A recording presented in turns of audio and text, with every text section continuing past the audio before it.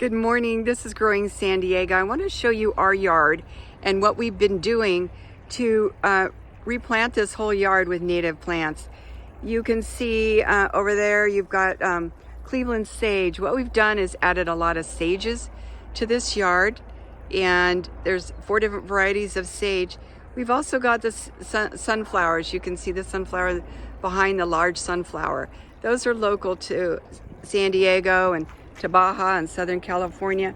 And then right here we've got a this is a toyon. This is a hardwood bush, and these are such a easy plant to grow. It's evergreen all year long. We've got here's another one. This is really cool. This is a what's called a red berry. What we've done too is we've gotten an old fountain, and we've got a solar system hooked up to it, because the pollinators, the birds and the insects, the butterflies and the bees, they all need to be given water, especially in Southern California and with this hot weather that we have in this hot climate. Let's see what else we've got growing. You can see the little purple flowers growing down there, and here comes a butterfly. But look at this soil. And this is a lot like we've got down in this whole region here in Southern California. It's a high mineral content soil. And look, there's a little bladder pod growing down there. And we've got the red berry here. We've got the toyon. We're going to plant a lot more toyon here because it's hardwood. It stays green all year long. And it provides red berries in the fall and beautiful flowers and blooms in the spring.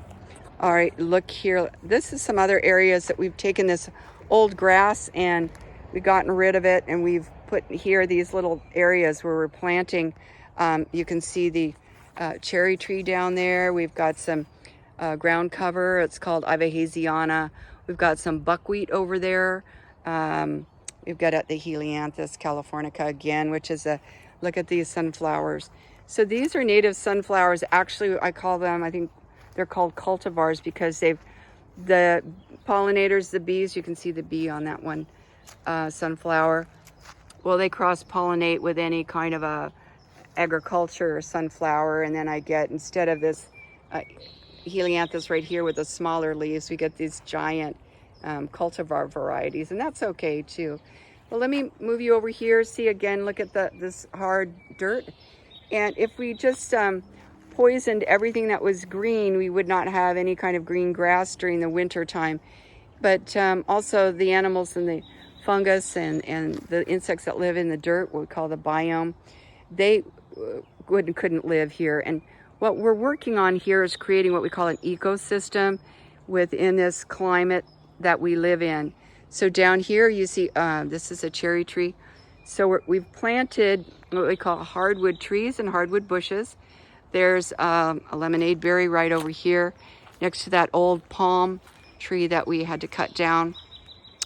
But the fast growers are these sages, these we call herbaceous plants that get about 3 feet tall.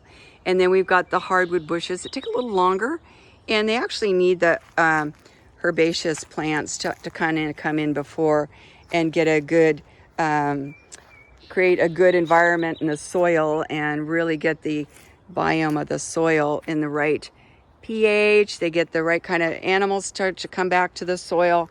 Once you start to let the dirt have the vegetation growing in it, and it's not just powdery dirt on a hillside or on a slope, then your soil gets healthy again, and then you can these plants will just thrive and grow. Remember, all these plants that you see right here, these herbaceous and these hardwood trees and bushes, they share a root system. There's a mycorrhizal fungi, and that is also growing in there, like kind of a mold, like on a cheese, or a fungi, or a fungus, like a mushroom. Well, that actually lives on the root systems. Look at this. Look at this monkey flower. Isn't that beautiful? Look at that burgundy color. So these are doing well. There's another monkey pod with the yellow colors to it, and this purple sage. And look, you can see the other sunflower right there. And so this is one of the areas that we've been restoring. This is a local native Oh my gosh, ceanothus. You can see it, and it's coming out with purple blooms pretty soon. Here's some other herbaceous plants, and we actually have them kind of growing together with our tangerine tree. And then over here, we've got, let me give you a back view so you can see real quickly. Look how beautiful that is. We've got that's the one fruit tree we have because it costs a lot of money for water, and they really drink up the water, and really it's hard to pay for that amount of water. But look at the ceanothus that we've got here. We've got, let me walk you up quickly here. There's an old gardenia, it's about 40 years old. There's another ceanothus growing a different variety. And this was a avocado tree died, and this had become just a big barren spot. So we have filled it with again, a combination of what we call hardwood. This is sugar bush right here. And look at the little seeds are coming out. There's a toyon right there along with the ceanothus. We left the avocado trunk.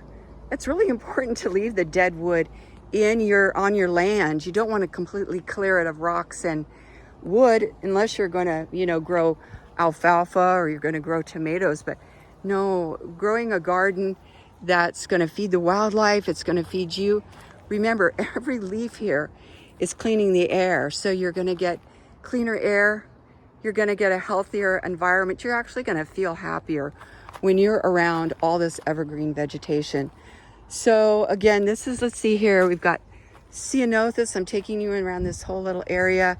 You see the rocks here and see how barren this hillside is? That's the way this whole hillside was. Look, we've got Tecate cypress growing up here. We've got St. Catherine's lace right there. I've got a little oak tree growing right down here. And then again, some more of these herbaceous plants mixed in with the hardwood ceanothus. And then also we've got Tecate cypress. This is really neat. They said it's, specific to Otay Mountain where they've got but it's an endangered species. People should grow that Tecate cypress. It's easy to grow, it's evergreen, and it just gives your garden a wonderful all year green look. And remember too, it is drought tolerant. So once you get it established, you do not need to water this during the summer, during the winter. You can let this grow. And if you look at my hillside, you'll probably notice that it looks similar to some of the north-facing hillsides in San Diego County. And because these are all the native plants that are growing along in the hillsides of San Diego County. So I hope you enjoy this video. I hope it's been really helpful to you. And we just want to encourage you to keep growing, have courage, find these plants in Native West Nurseries, one of our best favorite places we like to go, and do this for yourself and for the wildlife and for your water bill. Keep growing, San Diego.